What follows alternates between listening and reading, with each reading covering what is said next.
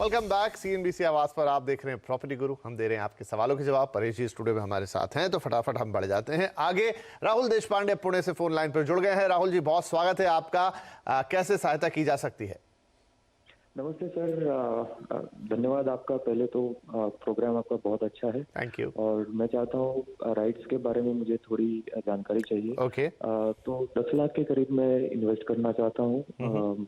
तो बेंगलोर में जो ऑप्शंस मुझे दिखते हैं इलेक्ट्रॉनिक सिटी साइड में और आउटर रिंग रोड साइड में, वो काफ़ी महंगे लगते हैं। लेकिन शुरुआत तो कहीं से तो भी करनी चाहिए, इसलिए मैं 10 लाख का मैंने सोचा है। और इसकी थोड़ी बहुत जानकारी चाहिए कि जिसमें ये ट्रांजैक्शन सिक्योर कैसे हो और इसका क्या क्या लाभ हो सकता है। नहीं, बहुत बढ़िया है। देखिए राहुल जी, अच्छा है आप निवेश करना चाहते हैं रियल एस्टेट में।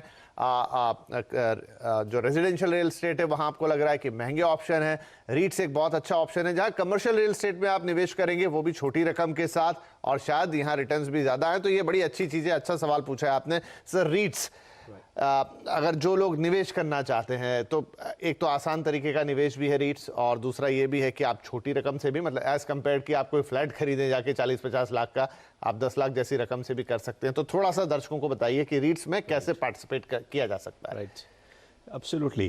देखिए, REITs is a kind of an investment vehicle जहाँ पे पूलिंग ऑफ फंड्स होता है और ये इन्वेस्टमेंट होता है। It's like similar to mutual fund. हाँ जी, राइट। सो रीट्स के अंदर ये इन्वेस्टर्स पैसे कलेक्ट करते हैं, they give it to a fund और a manager, and that manager और a fund in turn invest in commercial properties. इनका मेन ऑब्जेक्टिव ये होता है इस तरह की प्रॉपर्टी में इन्वेस्ट करते हैं जहाँ से रेगुलर रिटर्न मिलता है। और जो रिटर्न वो अर्न करते हैं कमर्शियल प्रॉपर्टीज में जो रेंटल इनकम वगैरह अर्न करते हैं, that they are suppose to distribute to the investors. So it's a very good vehicle. आप कमर्शियल, हमें पता है आज की डेट में कमर्शियल प्रॉपर्टी में आपको इन्वेस्ट करना है तो you need substantial amount for investment. Right. आपको कम से कम 3-4-5 करोड़ से लेकर 50-100 करोड़ तक का इन्वेस्टमेंट कमर्शियल प्रॉपर्टी जिस लेवल की प्रॉपर्टीज में रीट्स आता है वहां तो इससे नीचे टिकट साइज हो ही नहीं सकता। Exactly.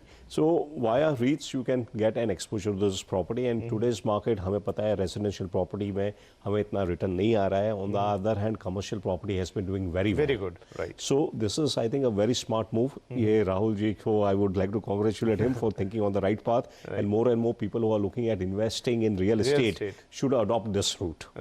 Right now, coming to investments in REITs, अभी इंडिया में हमने देखा है कि जो फर्स्ट REITs की बात पिछले 4-5 साल से चल रही थी, but the first REITs which was listed in India was by Embassy and Blackstone Group. Embassy, as we know, is a very well-known developer in Bangalore. उनके पास काफ़ी सारे commercial projects है, IT parks है वगैरह, और Blackstone is a global investor, private equity investor, and they have a huge exposure to real estate in India. तो इन्होंने मिलके जो first REITs था वो लॉन्च किया था। They had monetized उनके जो प्रॉपर्टीज थे ऑलरेडी, कमर्शियल प्रॉपर्टीज, उसके लिए उसका ट्रस्ट क्रिएट करके लिस्टिंग करवाया था as per the REET structure. और ये रीट्स का जो उन्होंने ऑफर किया था इन्वेस्टर्स को यूनिट्स, इन अप्रैल 2019 इसका लिस्टिंग हुआ था। मार्च में ये ओपन हुआ था 2019 में, और अप्रैल 2019 में इसका लिस्टिंग हुआ था, और 300 रुपीज़ में इन्होंने ये ऑफर किए थे।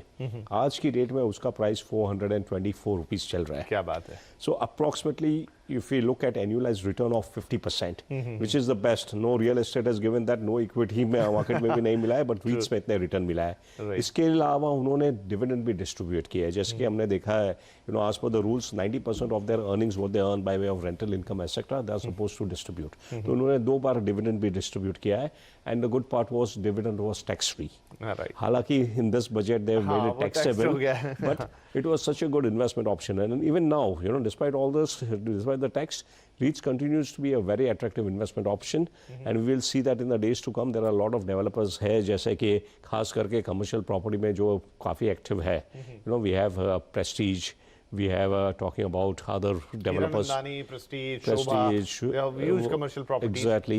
जो बैंगलोर में खास करके काफ़ी सारे हैं, DLF है, DLF के पास भी काफ़ी commercial projects है, Opera Realty है मुंबई में, तो इनके काफ़ी सारे we'll see in the days to come REITs being offered by them also. Right. And investors should take advantage of that. Right. तो बहुत सारे REITs हैं जो लाइन में लगे हुए हैं, और जो अभी बताया परेश साहब ने कि 300 रुपये और वहाँ से जाकर वो 425 के ऊपर है, तो जितना बढ़िया रिटर्न मिल गया। हालांकि एक यूनिट कितने का होगा सर? करीब 1 लाख रुपए के आसपास का।